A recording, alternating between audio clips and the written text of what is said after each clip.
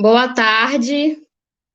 Nós estamos iniciando mais um programa do Pauta Brasil com o tema Meio Ambiente em Perigo, Governo de Queimada e Destruição.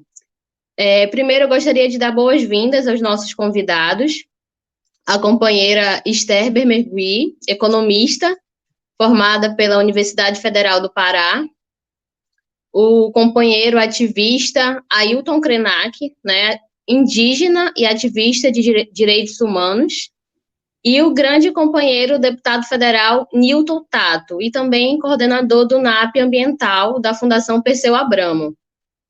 Nós vamos iniciar o nosso debate com a companheira Esther Bermegui.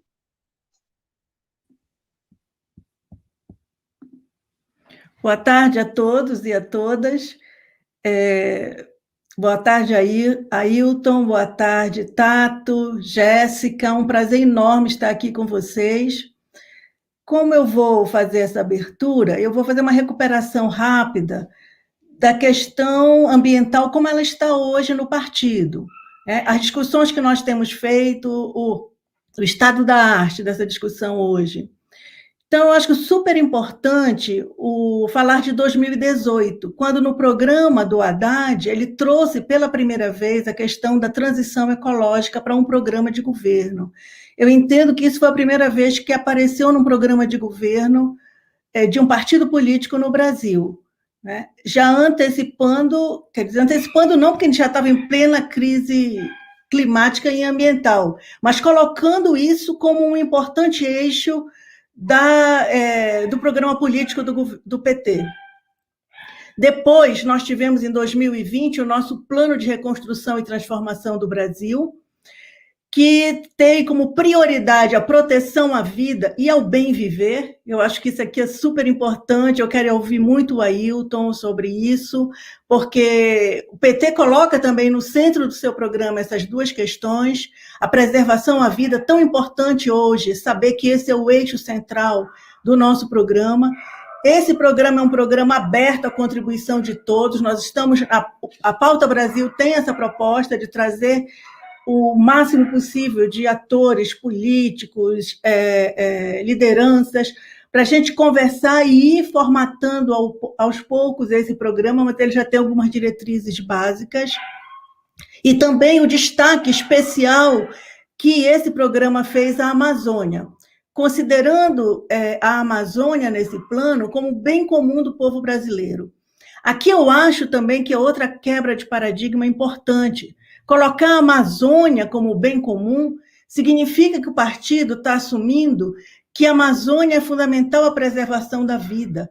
Isso implica mobilizar o partido para todas as formas de luta na defesa da Amazônia, pelos direitos dos povos originários, dos quilombolas, das populações tradicionais.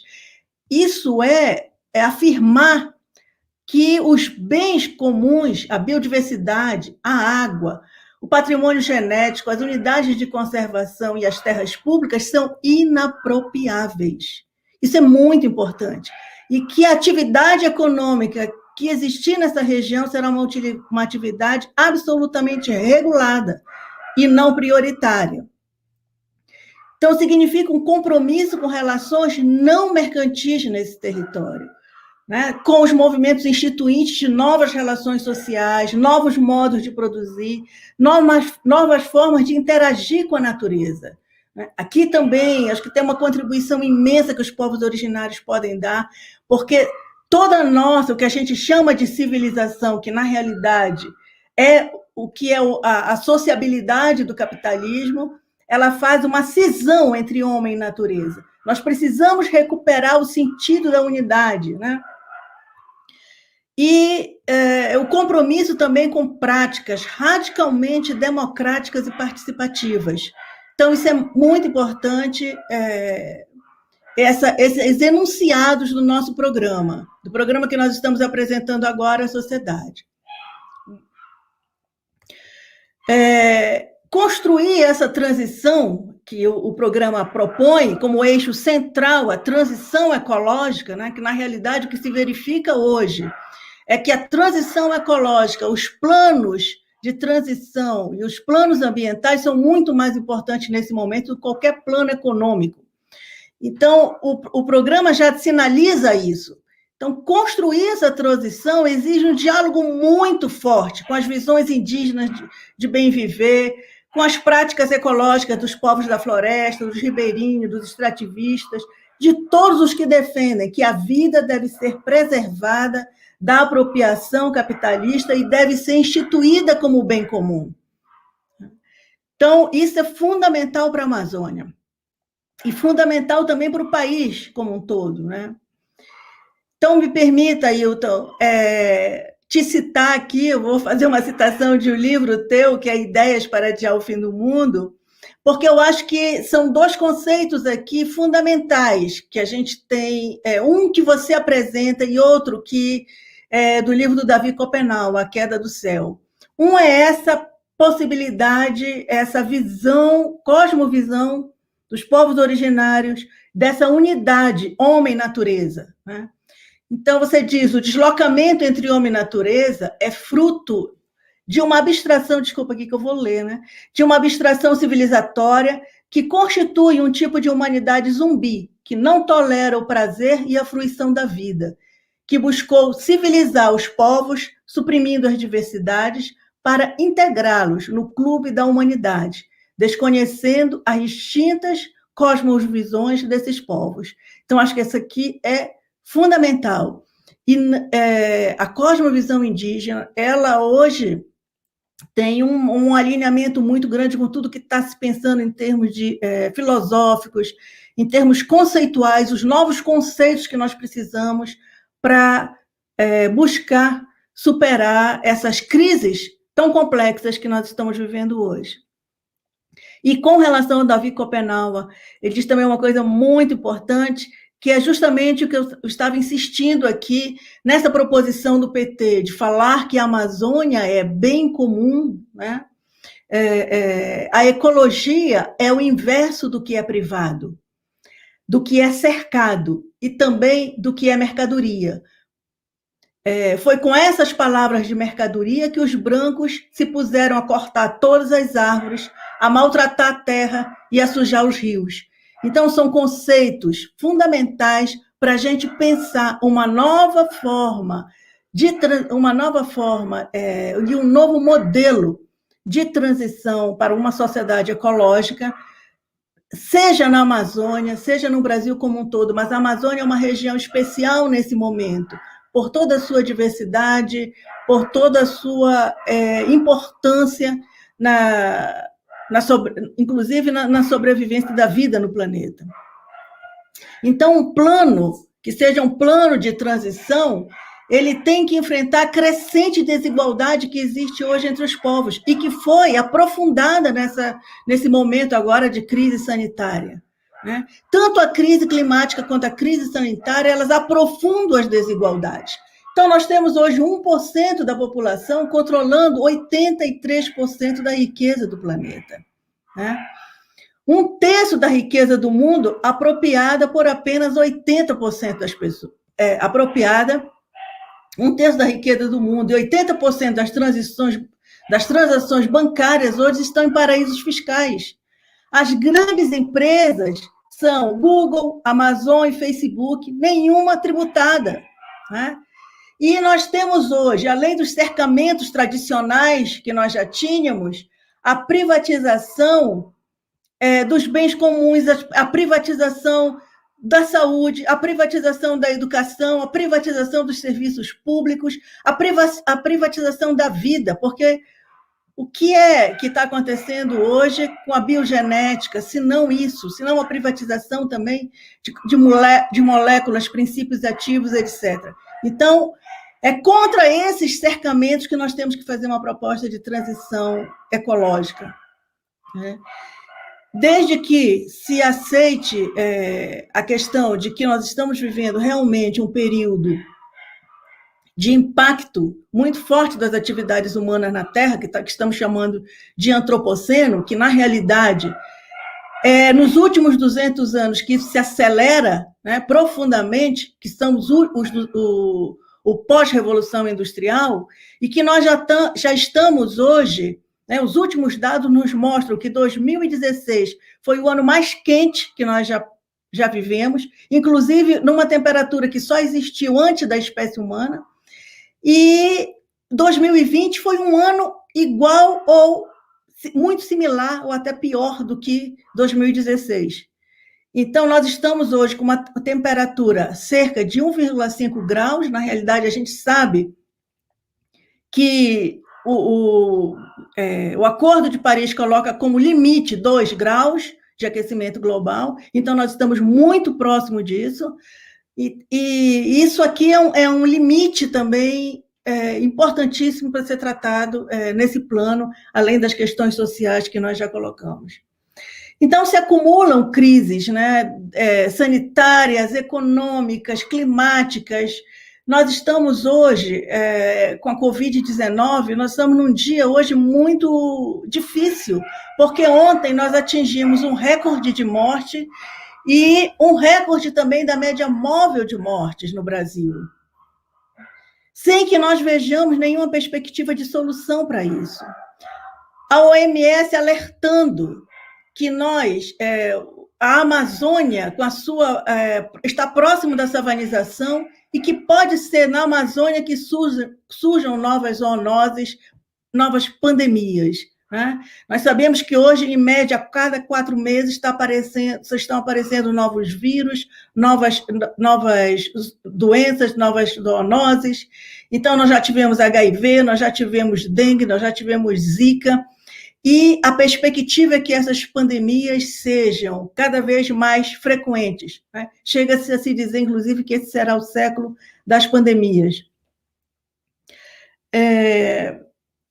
O desmatamento na Amazônia chegou também a níveis um dos tópicos fundamentais que nós precisamos discutir hoje, a níveis assustadores, né? Agora, em 2020, nós tivemos um crescimento do desmatamento de mais de 30%. Foram 8 mil quilômetros que foram destruídos na Amazônia. Isso significa como se tivessem desaparecido 5 cidades de São Paulo ao mesmo tempo. Então, era isso que eu queria colocar para iniciar o nosso debate. Obrigada, Esther. Continuando o nosso debate, nós vamos chamar agora o indígena e ativista dos direitos humanos, Ailton Krenak. Boa tarde a todos, todas. Eu cumprimento a cada um de vocês com carinho e, em especial, eu atendi esse convite porque eu queria estar junto com o meu amigo Milton Tato, que segue comigo uma jornada de uns 3 décadas que se relaciona o ser humano e a natureza. Esse tema do meio ambiente, eu quero agradecer muito a Esther por ter feito uma exposição estudiosa, a conversa que vai ser muito boa. Retomar a questão da incidência da pandemia e de outras crises sanitárias que afetam o nosso povo.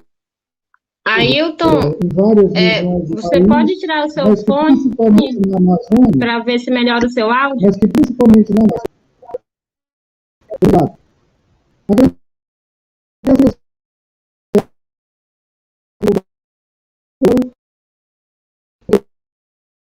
Discorrer a questão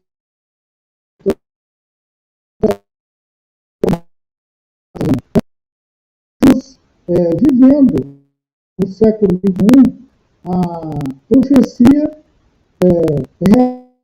realizada pelas no sentido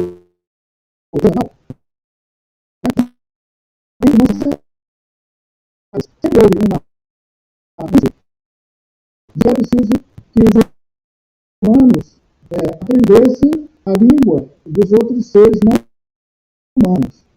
Muitas das narrativas dos povos originários referem a cosmovisão onde o ser humano faz da vida. Integra com o ser da vida. Essa compreensão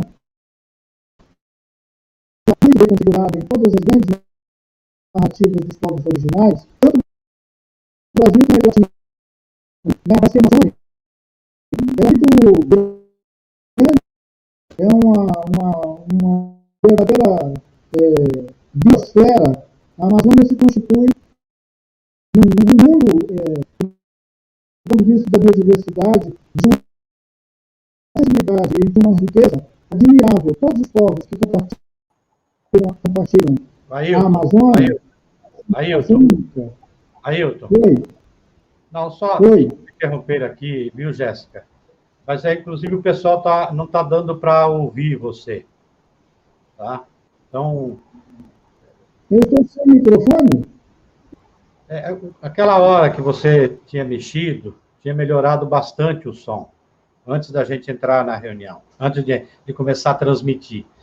Então, as pessoas, inclusive, estão comentando que não está conseguindo te ouvir. Então, aquela hora tinha consertado, e agora não chega o som. Não sou só eu, estou falando das pessoas que estão comentando, inclusive.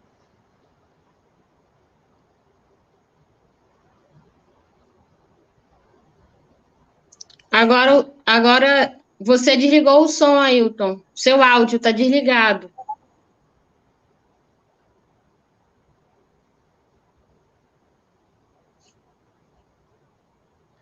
Jéssica, se quiser fazer, eu posso fazer a fala e depois o Ailton entra.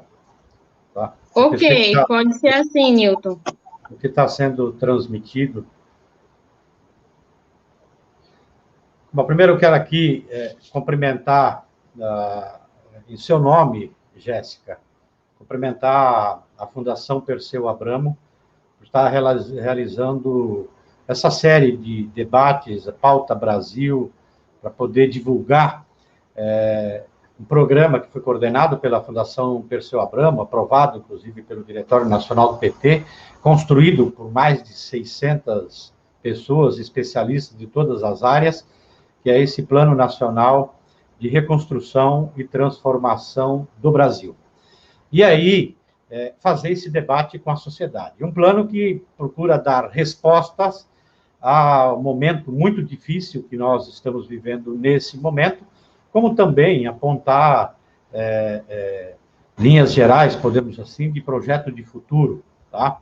E aí eu fico muito feliz, e como foi expressado pela própria Esther na fala dela, de que a agenda ambiental, a agenda ecológica, ela perpassa este plano e o PT vem incorporando cada vez mais, né, graças a Deus, eu digo isso, porque não é um debate fácil, todos nós sabemos, em especial no campo da esquerda, né, mas que aos poucos, vem incorporando, entendendo os limites que estão colocados para a vida no planeta, relacionado principalmente ao debate sobre a crise climática que nós estamos vivendo. Mas que também nós precisamos entender que boa parte dessa crise está relacionado ao modo de produção que nós vivemos, né, em especial é provocado pelo sistema capitalista, que tem essa visão primordial de o lucro acima de tudo, né, e não tem limites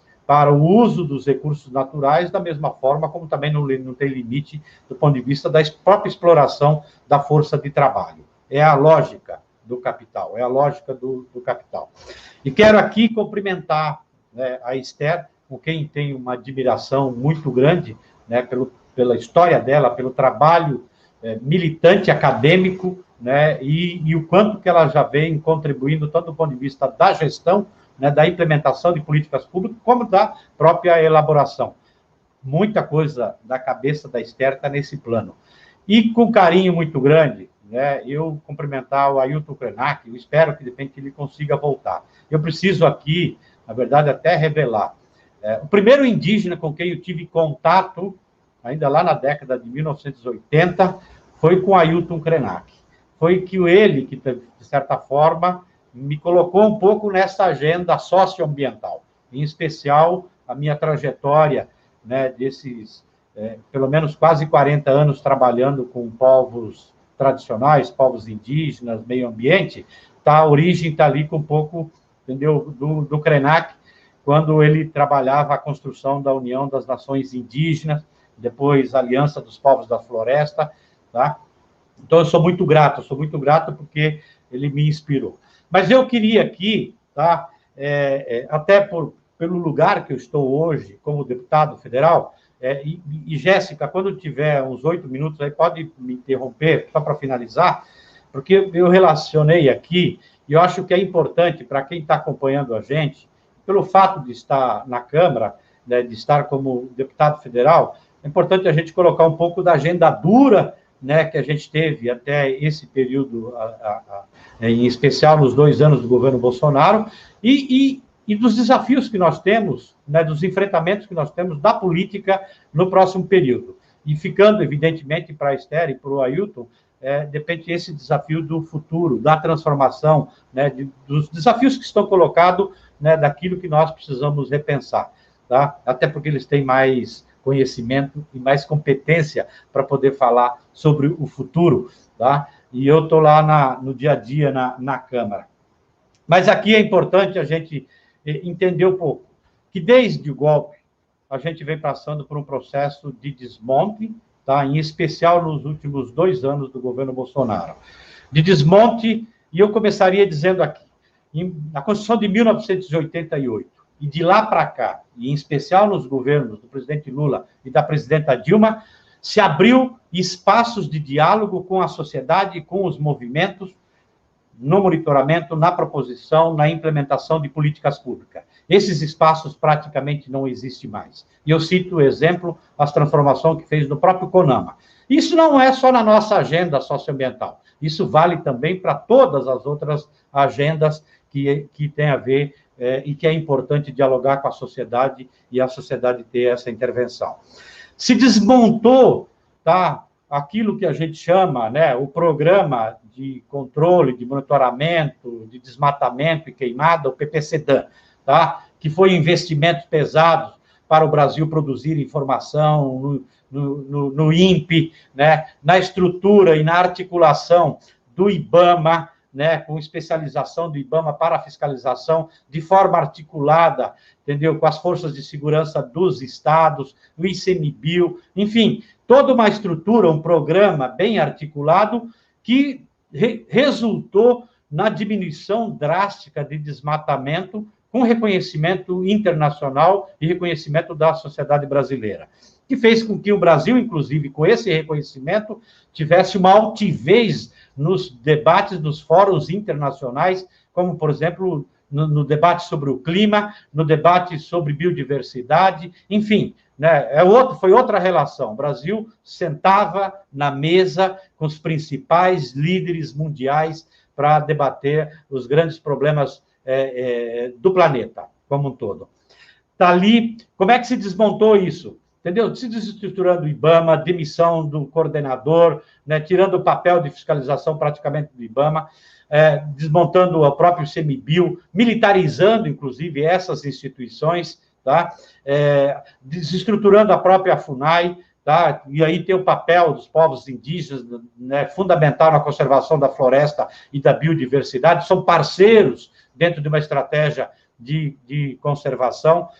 Desmonte do próprio INCRA, que tem um papel importante na relação, principalmente com a agricultura familiar, e que também tem um papel importante na conservação da agrobiodiversidade, né, e que vinha, entendeu, sendo implementados, né, no âmbito da agricultura familiar, com comunidades e povos indígenas, quilombolas, né, extrativistas, os projetos, né, que apontava para alternativas de desenvolvimento sustentável, inclusive com apoio, né, internacional, como, por exemplo, o Fundo Amazônia, que foi paralisado, né, em função até do desmonte que resultou em aumento de desmatamento e de queimada, e os países que estavam contribuindo pararam de contribuir com o fundo. Também, um outro aspecto desse desmonte foi paralisar a fiscalização, as multas, que se criou um comitê para julgar as multas, que não julgou nenhuma multa, entendeu, nesses últimos 2 anos, né? Ao mesmo tempo, do próprio discurso de incentivo à criminalidade, né, por parte do próprio governo Bolsonaro e do ministro Salles, tá, desautorizando os servidores, entendeu, públicos lá na ponta, e, ao mesmo tempo, né, criminalizando os movimentos e entidades. Eu cito aqui o exemplo, quando do derramamento do petróleo, né, na costa brasileira, se criminalizou, né, e se acusou o Greenpeace, ou quando, né, das queimadas que se criminalizou, né, o pessoal não é Fé e Alegria, lá do Pará, entendeu? Como se aqueles meninos tivessem colocado fogo. A consequência disso a gente está vendo aí. Tá? O Brasil, então, voltou, né, a ser manchete internacional, com mais de 30% de desmatamento e queimadas em 2019, 2020 segue a mesma rotina.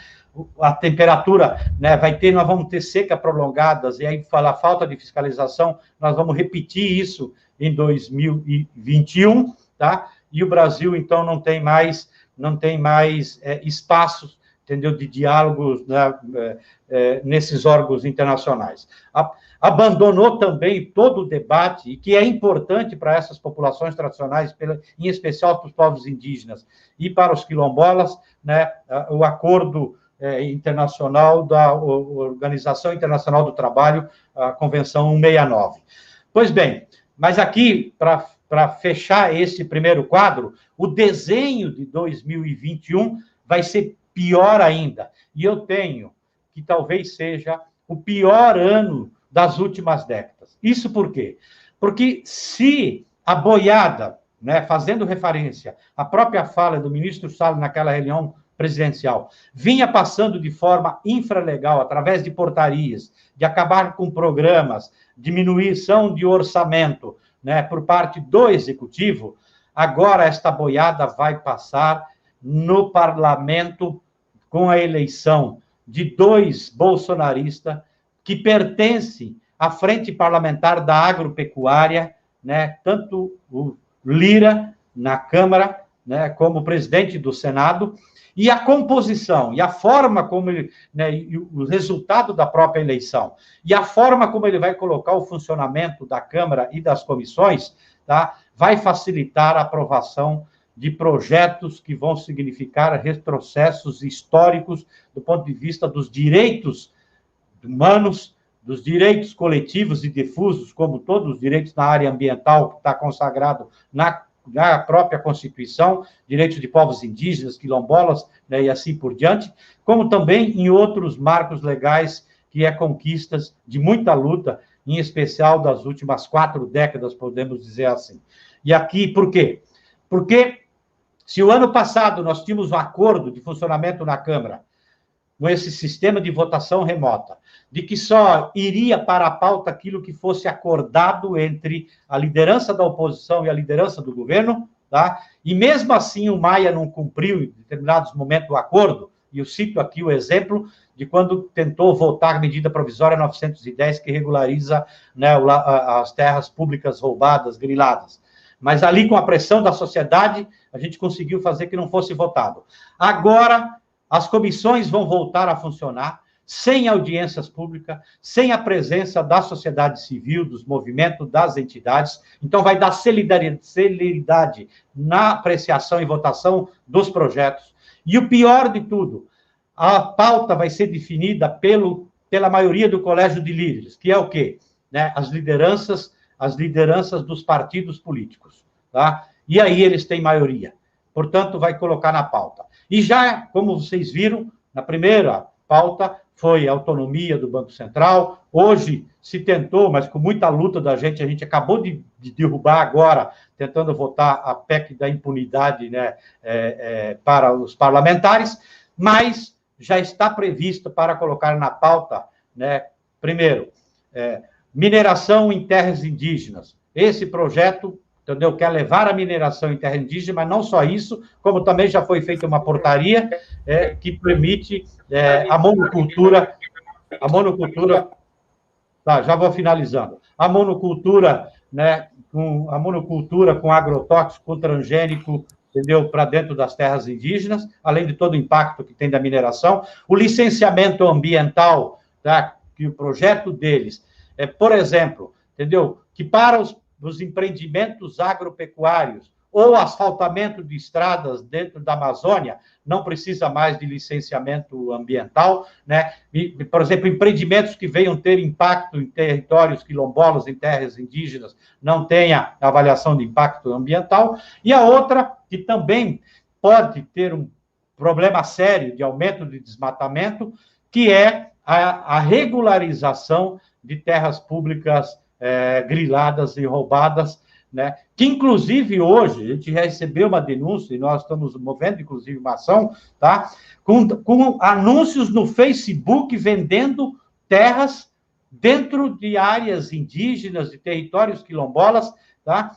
Dentro de uma ação que a gente vê que é coordenada, esta ação do discurso, entendeu? Da proposição dentro do Congresso para votar, tá?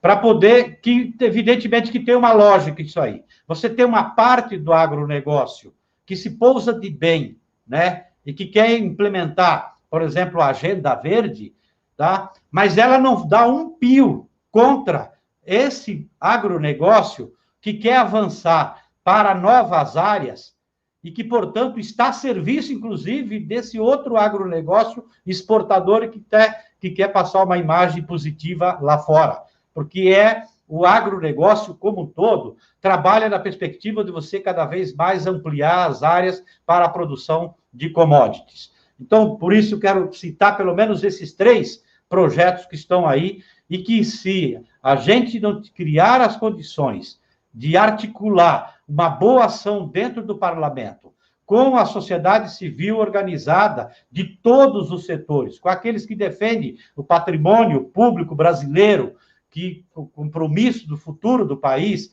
que a sua biodiversidade, as suas florestas, das pessoas que têm sensibilidade, entendeu? Que nós precisamos mudar, entendeu? A nossa relação, entendeu? Com o planeta, com o meio ambiente, né? Porque senão nós estamos colocando em risco a vida. Se a gente não se mobilizar, tá? Mesmo durante a pandemia, com todos os cuidados nas redes sociais, nós vamos ter prejuízos enormes com consequências para o futuro do Brasil e, em especial, para o futuro da bela e rica biodiversidade e, especialmente, para a nossa grande, bela e rica diversidade étnica que compõe o povo brasileiro. Muito obrigada, Newton. Nós vamos voltar agora com Ailton. Ele voltou para ele continuar a fala dele, que ele havia caído. Você pode continuar, Ailton.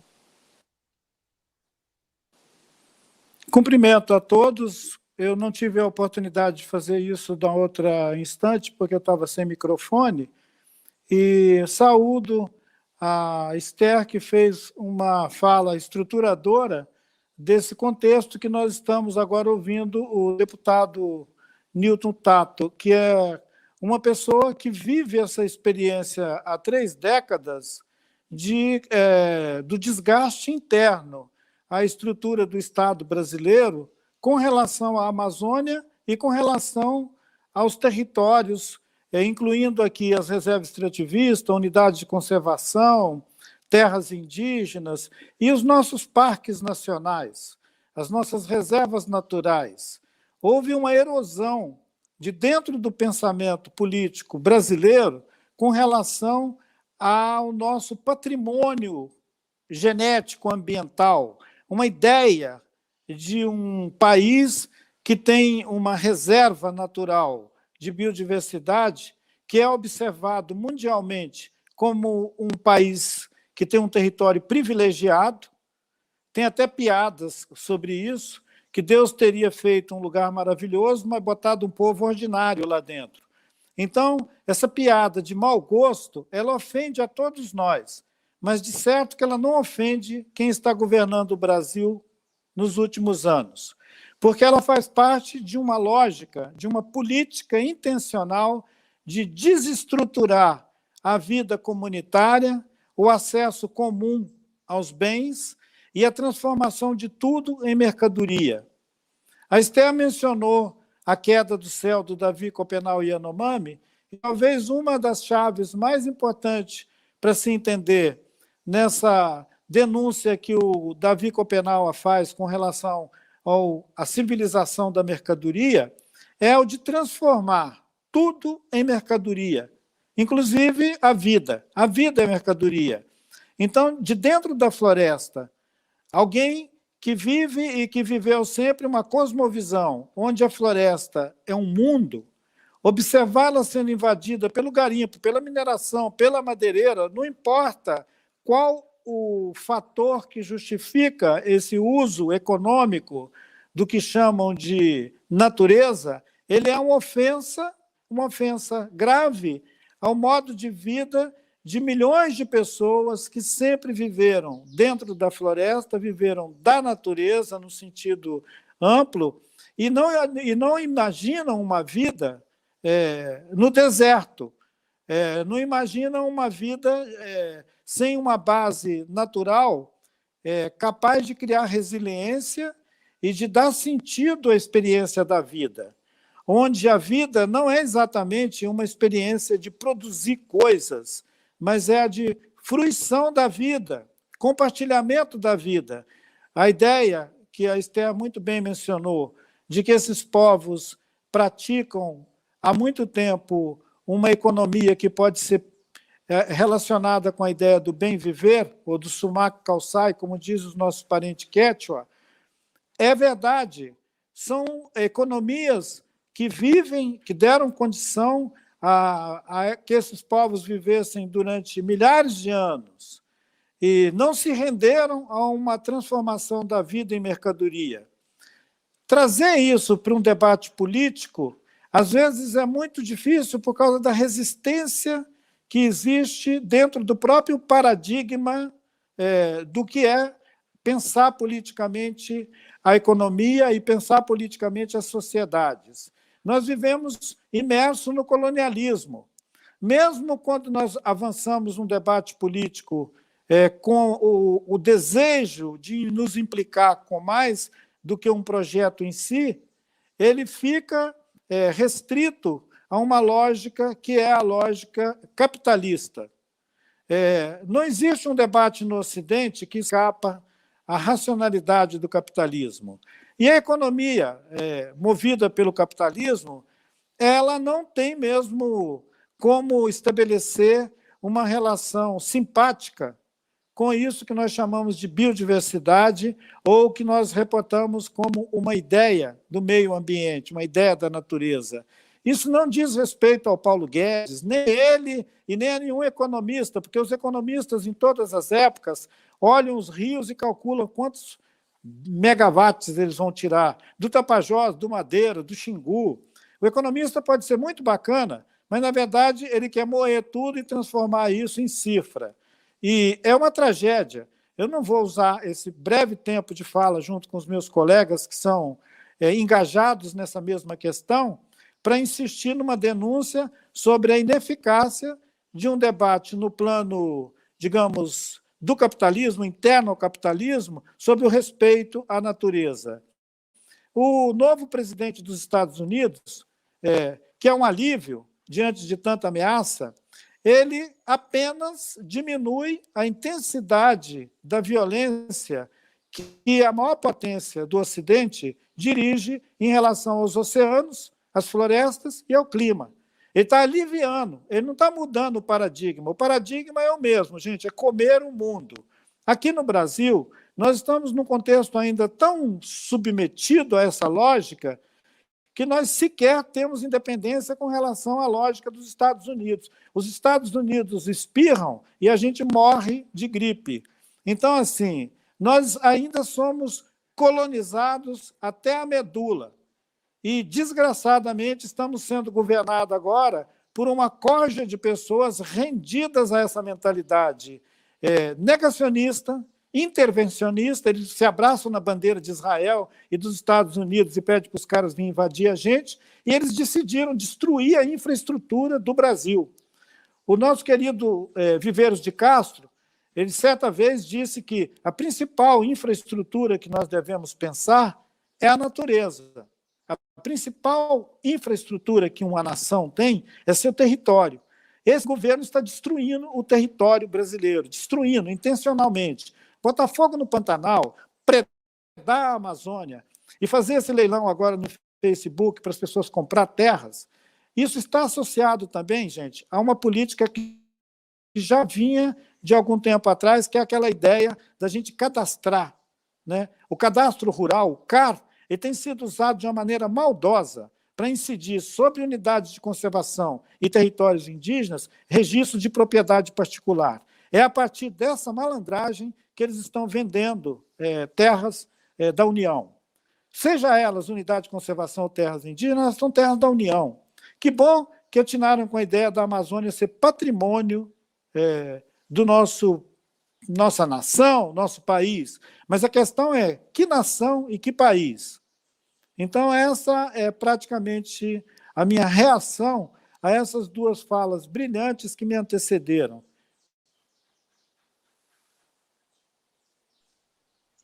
Muito obrigada, Ailton. Nós vamos voltar agora com a Esther para completar a sua fala.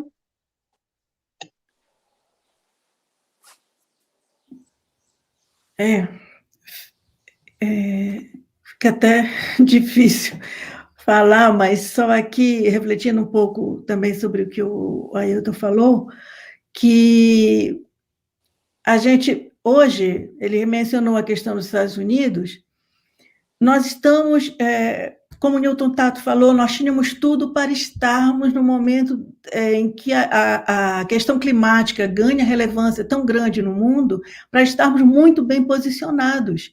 E não estamos. Praticamente todos os países hoje, principalmente os países centrais, estão fazendo os seus planos de enfrentamento da questão climática com prioridade, né? E nós vamos sofrer a consequência disso. Por exemplo, o Green New Deal americano, que para os americanos vai ser muito bom, né? Vai ser muito bom, prevê um investimento de cerca de 2 trilhões de dólares em 10 anos, e prevê que o país vai ter 100% de energia limpa, né, em 2030, e vai neutralizar as emissões de carbono em 2050. Mas vejam o que diz o John Kerry, que é o responsável pela política de mudanças climáticas nos Estados Unidos. Os Estados Unidos em breve terão um governo que tratará a crise climática como uma ameaça urgente à segurança nacional. Vejam, é a doutrina de segurança nacional americana que vai ser usada nessa questão. Vocês imaginam o que pode acontecer com o Brasil? A doutrina de segurança nacional é a mesma doutrina de segurança nacional que inspira os nossos militares no processo de ocupação da Amazônia a partir de 70, que foi o horror que todo mundo conhece. Então, é a isso que o mundo está submetido, mais ainda os países periféricos como o Brasil, e mais ainda nesse momento, onde não tem plano, não tem nada, não tem nenhuma condição de se defender do que pode estar acontecendo. A China também já fez o seu plano e já anunciou que até 2060 espera ser uma civilização ecológica, né? E essa civilização ecológica significa não só que eles vão também fazer processos de neutralização de carbono, que eles esperam até 2060, mas que também eles estão se preparando para vender essa tecnologia para o mundo. No máximo que nós faremos é comprar, porque nós destruímos os nossos sistemas de ciência, tecnologia e inovação, nós destruímos a nossa educação. Hoje nós não temos nem condição de absorver os incrementos tecnológicos, os vazamentos tecnológicos que acontecem no resto do mundo. Mas o que é muito interessante, inclusive, do plano chinês, é que ele faz um retorno ao que ele chama dos antigos mestres, para refletir sobre essa questão entre o homem e a natureza. E eu separei aqui uma coisa muito interessante que está no discurso do presidente chinês. Os humanos e a natureza formam uma comunidade biótica com um futuro compartilhado, inspirado na cultura ancestral chinesa, que diz: céu, terra e eu fomos produzidos juntos, e todas as coisas e eu somos um. Ou seja, o momento atual, ele exige retornos à sabedoria ancestral, ele exige novos conceitos, novos conteúdos para poder superar esse momento, se é que isso é possível.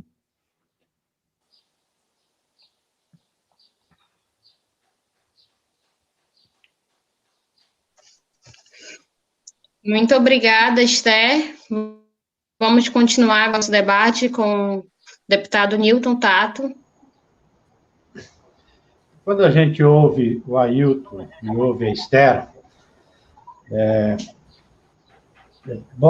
e tem tudo a ver, né, com todo o acúmulo que eles têm, e dos desafios que estão colocados, e que a própria pandemia faz a gente refletir, né, a nossa relação com o planeta, a nossa relação com a vida. E a Esther citou muito bem aqui, e a gente vem acompanhando o debate que está acontecendo na Europa e também na própria China. Tá? E agora nos Estados Unidos também, com a eleição do Biden. Eu estou trazendo aqui do ponto de vista político e as consequências que tem para o Brasil com o governo que a gente tem aqui hoje. Tá? Do fato de não estar dialogando com essa agenda e com essa preocupação, né, de pensar o futuro, de pensar a mudança da forma como a gente se relaciona, entendeu, com o planeta, né, e com todas as formas de vida. E a Esther levanta agora aqui, né, e eu estou também querendo até entender, porque isso, quando ela faz uma comparação dessa visão de ocupação, né, que o Brasil historicamente fez internamente, que veio destruindo biodiversidade e especialmente destruindo povos, tá? O Ailton é a expressão um pouco, né, de tudo aquilo que aconteceu com os povos indígenas ao longo da história, mas também de outras comunidades, populações tradicionais nos últimos 2 séculos, podemos dizer assim, tá? E era o grande desafio de você superar isso e pensar num projeto dessa relação. Então, esta pressão internacional e o fato do Brasil não estar nesse diálogo, não estar debatendo essa agenda, e esses países, eu estou falando aqui, os países da Europa, de forma generalizada, a China, o Biden agora, tá? Vai trazer consequências gravíssimas para o Brasil, inclusive para este modelo de destruição, implementado neste momento no país. Tá?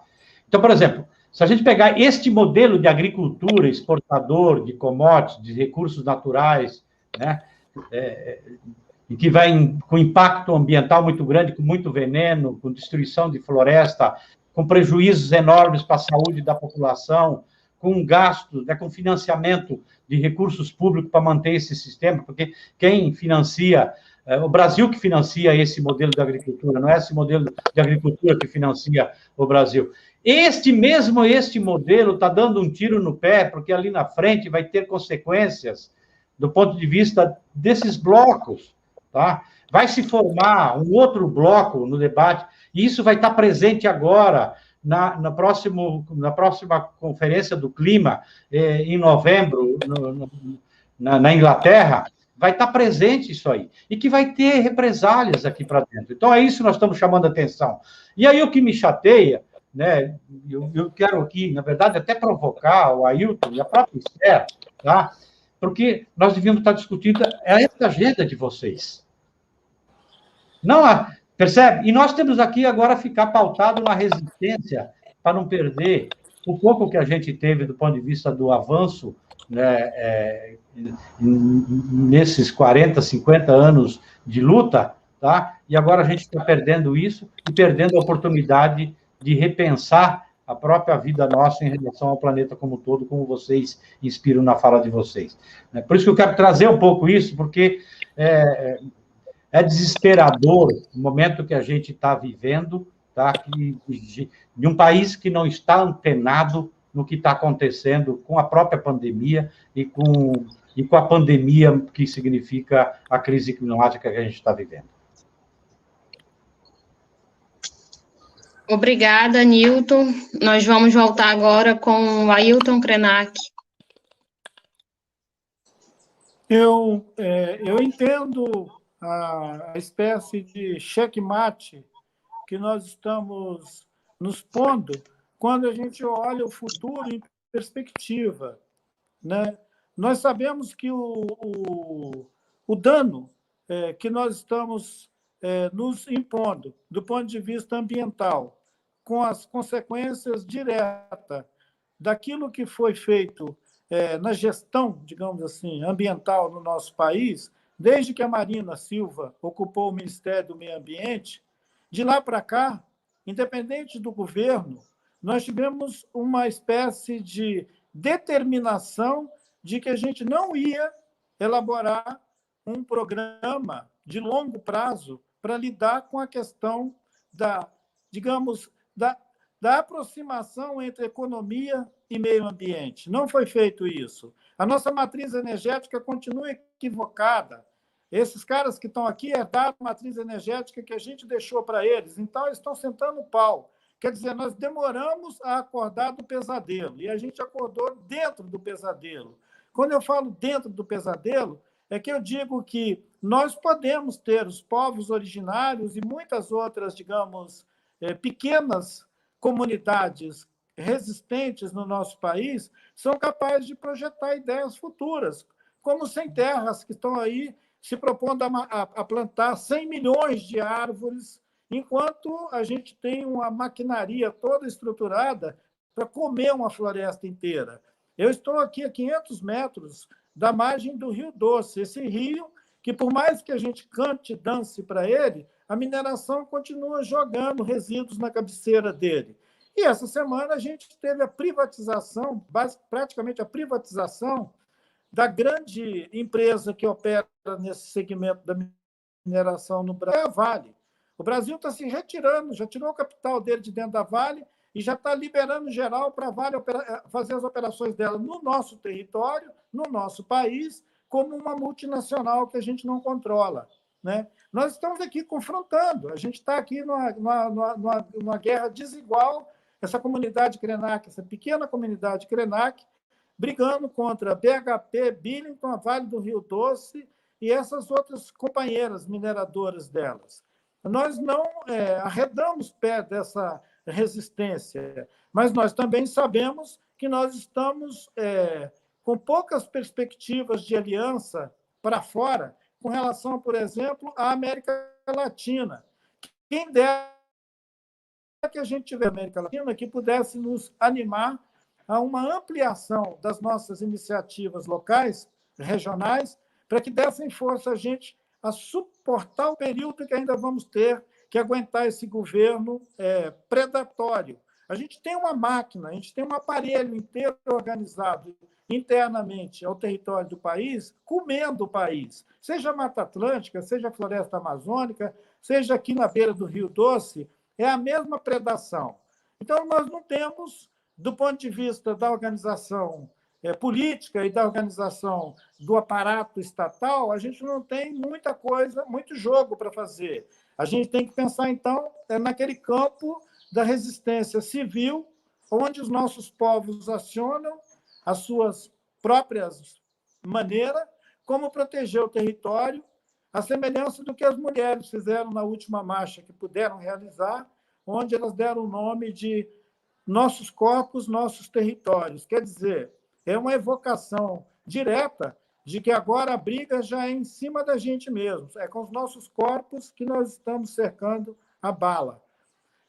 Uma análise mais ampla disso, colocando o Brasil no contexto internacional, ela pode ser desagradável e pouco produtiva agora, mas ela é pelo menos um anúncio de que, mesmo que esse governo necrocapitalista ache que ele está agradando o capitalismo, ele vai dançar, porque muito provavelmente, em novembro ou ano que vem, sai uma resolução de restrição a esses produtos que o Brasil exporta e, quando apertar o cinto, podem tomar uma decisão, inclusive, de intervir nisso que a gente chama de Amazônia.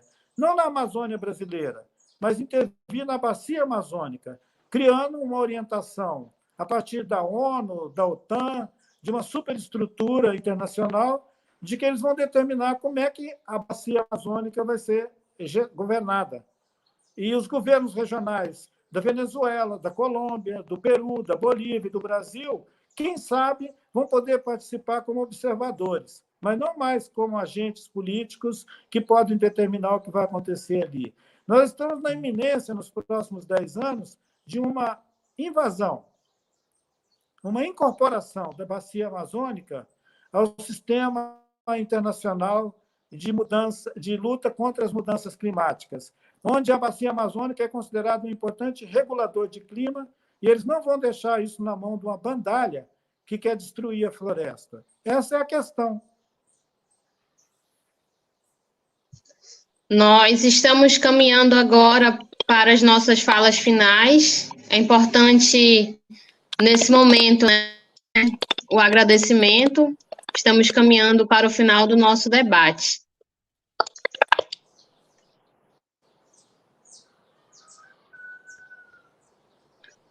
Pode iniciar, Esther. Se quiser, pode iniciar. Desculpa. Então, eu só queria agradecer mais uma vez à Fundação Perseu Abramo pelo convite, pela oportunidade de trabalhar com vocês sempre. É sempre um grande prazer. O Newton Tato também, na sua condução desse tema do meio ambiente no PT, dá muitas oportunidades para a gente fazer formulações e estar presente aqui também. E colocar... isso que o Ailton falou é muito grave, e eu imagino que é também o que vai acontecer. Mesmo se a gente pensar em termos capitalistas, não é à toa que a maioria dos fundos capitalistas, e envolvendo muito dinheiro, muito recurso, estão se voltando para projetos sustentáveis. Então, o que vai acontecer uma questão... um projeto ecológico e ambiental articulado pelo grande capital. E o grande capital, ele não tem fronteiras. Então, é só isso que eu queria deixar como preocupação para a gente pensar mais sobre isso. E o Newton Tato tem razão, tem muitos... Parece até uma estratégia, né? Jogar muita coisa ao mesmo tempo que a gente não consegue nem saber como reage. Então, essa tem sido a estratégia do Bolsonaro, essa tem sido a estratégia que tem deixado a gente sem ação, porque é absurdo, diante de tudo que está acontecendo, a nossa resposta, infelizmente, é muito pequena. Né? Hoje também saiu o dado do desemprego, são 14 milhões de desempregados, praticamente, mais 5 milhões e meio de desalentados, ou seja, a crise social... é exponencial, a crise ambiental, a crise climática, e a reação nossa não é proporcional a isso.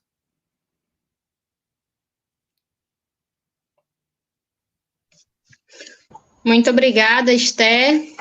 Newton, fique à vontade também para dar suas considerações finais. Primeiro dizer que o grande prazer de reencontrar o Ailton Krenak, né, a Esther a gente já teve pouco tempo atrás ali, mas um prazer enorme também, todo momento, toda vez que dialogo aqui com a Esther. Agradecer a Perseu Abramo. É importante para quem está acompanhando a gente de dizer que nós entendemos que a Amazônia brasileira é dos brasileiros e é nossa responsabilidade cuidar dela. Não só da Amazônia, como também do Cerrado, como também da Mata Atlântica, tá? E até como compromisso, inclusive, para as futuras gerações e para o bem viver, inclusive, de toda a sua diversidade étnica, cultural que vive nesse país aqui, tá? Nós temos clareza também de que, em especial, na Amazônia, você tem 20 milhões de amazônicas, de pessoas que vivem lá, e que, portanto, nós precisamos buscar saídas para a melhoria de qualidade de vida, inclusive, dessas pessoas que estão lá. Estou falando, inclusive, de toda a diversidade que está colocada lá na Amazônia, que é um desafio muito grande. E aqui, né, eu chamo a atenção que a Amazônia tem essa importância não só para o Brasil, tá? Eu estou falando não só para os amazônidas, porque é ela que fornece a água que vem para todo o cone sul do nosso continente, o Brasil, né, aqui para o Sudeste, para o Paraguai, para a Argentina, para o Uruguai, tá? A Amazônia é fundamental, inclusive, como também é fundamental para a umidade do próprio planeta, tá? Além do carbono que ela sequestra. Então, ela tem importância, a ciência está dizendo isso aí.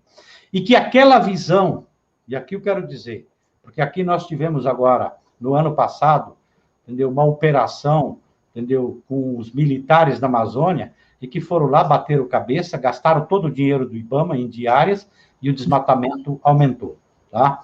E também tem uma visão que é expressada, inclusive, agora recentemente, nesse livro meio que autobiográfico do general Vilas Boas, tá? De um jeito de ocupação que os militares têm na cabeça, historicamente, e que mantém ainda, tá? De que precisa ocupar, precisa levar mineração, precisa levar monocultura, precisa levar, entendeu, a destruição das florestas para ocupar, não reconhecendo o papel de quem está lá, né, e que ajudou a conservar, tá?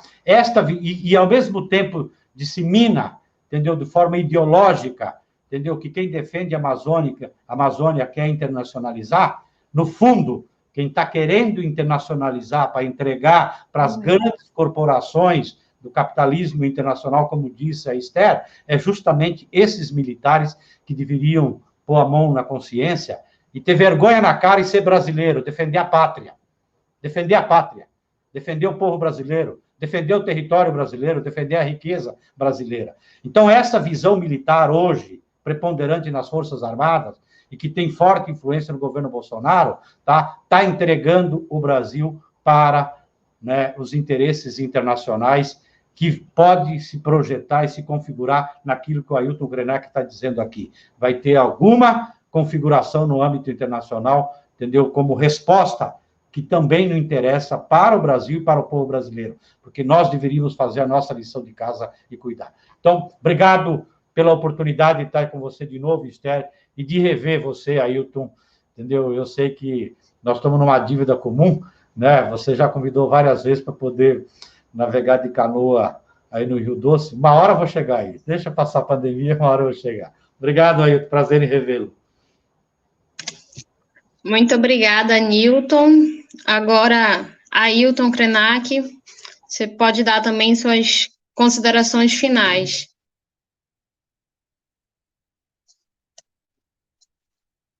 Né, da gente poder compartilhar visões sobre a nossa história, o nosso país. E é claro que eu não quero deixar meus colegas com essa sensação de que a gente vem para fazer aquele canto do pássaro, né, do Blackbird, né, o pássaro negro.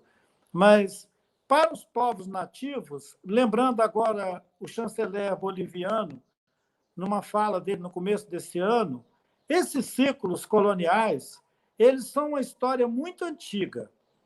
Nós lembramos de quando a Pachamama, de quando isso que nós chamamos de América Latina era também Abya Yala, um vasto território onde os povos originários viveram. Depois vieram os países europeus, arrebentaram com as nossas estruturas. Mas nós estamos vivos. E, independente de quem vem para cá imprimir o seu poder aqui, eles vão ter que coexistir com a presença dos povos originários. Antes dos colonos europeus virem invadir a América, aqui existia um povo e existia um lugar chamado Taiwan-Tsuyo. O Taiwan-Tsuyo era uma unidade que pegava toda a cordilheira e ia até lá na costa da Califórnia, com os povos nativos se confraternizando. Isso é o bem viver.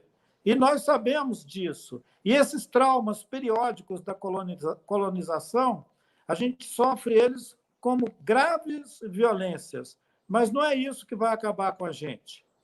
O Brasil, como país e como nação, ele só castigou o povo nativo. Se a gente for pensar no tanto de genocídio e violência contra os nossos povos, a gente ia perguntar que diferença faz o nome da língua ou o nome do país que nos coloniza. Esse apelo ao ufanismo de Brasil, ele serve para quem se enrola na bandeira dos Estados Unidos e dança na Avenida Paulista pedindo golpe. Esses caras adoram o Brasil. Eles vão lá para frente da Fiesp, eles fazem todo tipo de palhaçada, se vestem de Rambo, eles adoram o Brasil. Então, está muito difícil a gente saber, quando alguém diz que está interessado no Brasil, em que Brasil que essa pessoa está, de que Brasil que ele está falando. Para os povos originários, nós sempre sofremos guerra de ocupação. Quando invade o território Yanomami, é guerra de ocupação. Quando invade aqui, à beira do Rio Doce, e arrebenta com o nosso rio, guerra de ocupação. Então, gente, guerra é guerra.